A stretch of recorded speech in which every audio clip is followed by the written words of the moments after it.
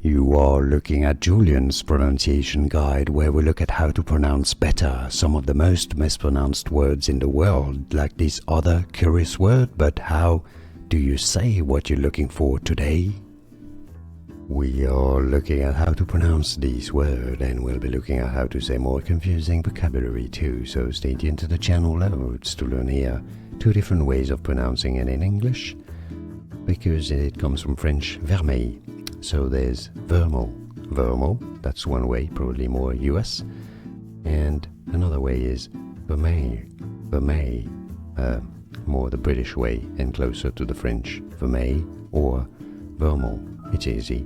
And now you know. Like this video if you found it useful, appreciate the support, it helps a lot, thank you. More videos for you here to learn more. Thanks for watching.